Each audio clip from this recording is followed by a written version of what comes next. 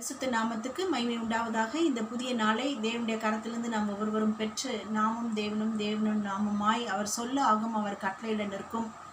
அவர் ஒரு வார்த்தை சொன்னால் போதும், நாம் ஒவ்வொரு பலவீனத்திலும் நாம் சொஸ்தமாக்கப்பட்டு விடுதலை ஆகிக்கொண்டே இருப்போம்.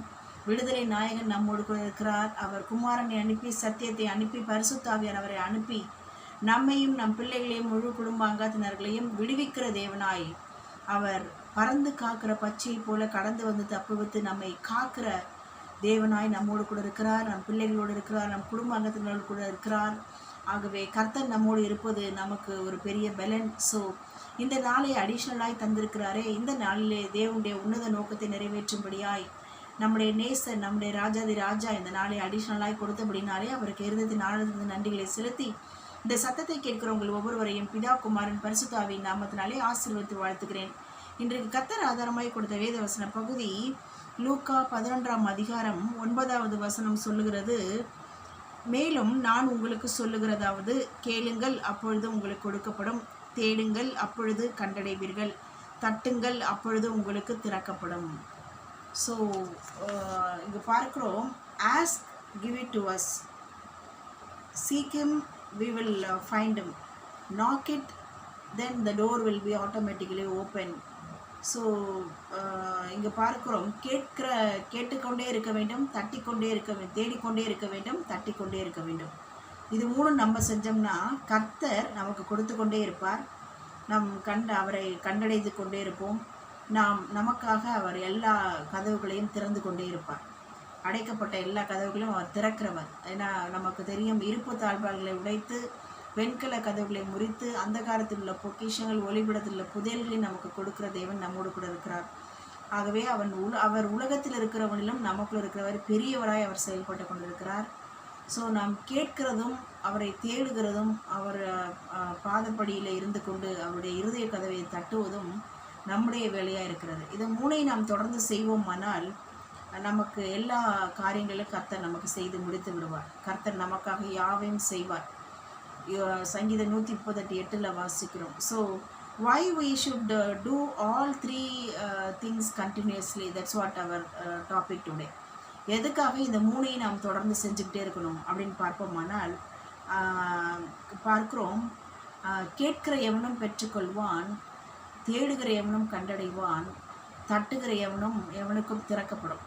ஸோ அப்போ கேட்டால் தான் நமக்கு கிடைக்கும், கொடுத்துட்டே இருப்பார். நம்ம தேடிகிட்டே இருந்தால் தான் நம்ம கண்டுபிடிக்க முடியும்.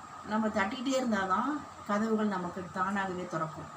ஸோ இதை மூணையும் செஞ்சால் தான் நமக்கு கன்ஃபார்மாக ஆசீர்வாதம் வரும் அப்படின்ற மாதிரி நமக்கு கர்த்தர் புரிய வைக்கிறார். அது மாத்திரம் இல்லை, if we ask bread from the Lord then he will not give us a stone. If we ask fish from the Lord then he will not give us a snake to us. அதாவது அப்பத்தை கேட்டால் கல்லை தர மாட்டார், மீனை கேட்டால் பாம்பை கொடுக்க மாட்டார். ஏன்னா நம்முடைய பரம தகப்பன் ஹெவன்லி ஃபாதர் நமக்கு என்ன பெஸ்ட்டாக கொடுக்கணுன்றத already he predestined and he already he packed it and set before us. We need to keep on ask, keep on seek him, keep on knock the door. Then automatically all the packed of blessings will be given unto us, and all we find out from the Lord where that pack will be. And also we can our own eyes will see all the shut doors automatically will be open for us in front of us. Then we will walk through that doors and we will get all the packed blessings from the Lord. So that's the secret of our Lord. So அப்போது நமக்காக அவர் வைத்திருக்கிறத நாம் பெற்றுக்கொண்டே இருக்கணும்னா, நாம் கேட்குறதும், நாம் தேடுறதும், நாம் தட்டுறதும், நம்முடைய வேலையை தொடர்ந்து செஞ்சுட்டே இருந்தோம்னா கண்டிப்பாக நமக்கு கொடுக்கப்படும். கண்டிப்பாக நம்ம கண்டடைஞ்சிருவோம். கண்டிப்பாக நமக்கு கதவுகள் தானாக திறக்கப்படும். ஸோ இங்கே பார்க்குறோம், எண்ட் ரிசல்ட்டை so much, அதாவது very much surely our heavenly Father will give all goodness and also the Holy Spirit anointing to us and also our descendants, and also our grandchildren also, because இங்கே தமிழ் எழுதப்பட்டிருக்கு, பொல்லாதவர்களாகிய நீங்கள் தங்கள் பிள்ளைகளுக்கு நன்மையான ஈவுகளை கொடுக்க அறிந்திருக்கும் போது உங்கள் பரமபிதா நன்மையான ஈவுகளையும் பரிசுத்த ஆவியின் அந்த பரிசுத்த ஆவியையும் அருளுவது அதிக நிச்சயம் அல்லவா. ஸோ அப்போது அக்கினி அபிஷேகத்தினாலேயும் நம் சந்ததிகள் சந்தானங்கள் பேரப்பிள்ளைகளை நிரப்புவார். அது மாத்திரம் அல்ல, நன்மையான ஈவுகள், பூரணமான வரங்கள். யாக்கோபு 1:17 வாசிக்கிறோம், எந்த ஒரு நன்மையான ஈவும் பூர்ணமான வரமும் பரத்திலிருந்து உண்டாகி ஜோதிகளின் பிதாவின் கரத்திலிருந்து இறங்கி வருகிறது. ஸோ நன்மையான ஈவுகளும் பூர்ணமான வரங்களும் ஜோதிகளின் பிதாவின் கரத்திலிருந்து நமக்கு கொடுக்கப்பட்டு கொண்டே இருக்கும்.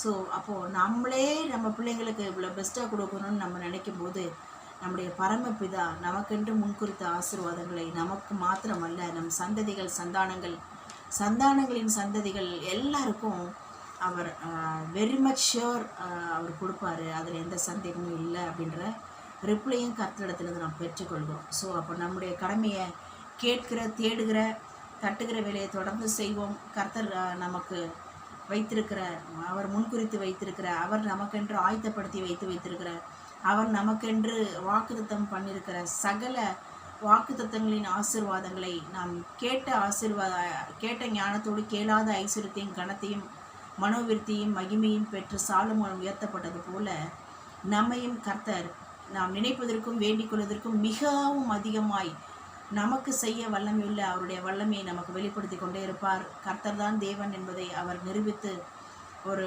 சூப்பர் நேச்சுரல் மிராக்குலஸ் திங்ஸை நம்முடைய வாழ்க்கையை நிறைவேற்றி கொண்டே இருப்பார். கர்த்தர் செய்ய தடைப்படாது. கர்த்தர் காரியத்தின் முடிவை ஜெயமாய் முடிக்க பண்ணி ஜெயகிறிஸ்து நம்மை எப்போதும் வெற்றி சிறக்க பண்ணுகிறவர். நம்மோடு கூட இருக்கிறார், நாம் அவரோடு கூட இருக்கிறோம். ஸோ ஜெயகிறிஸ்து ஜெயமாகத்தான் நடத்துவார். அடுத்தடுத்த ஸ்டேஜிலே கர்த்தர் நம்மை உயர்த்துவதை கண்டு மகிழத்தான் செய்வோம். God bless you all. Amen.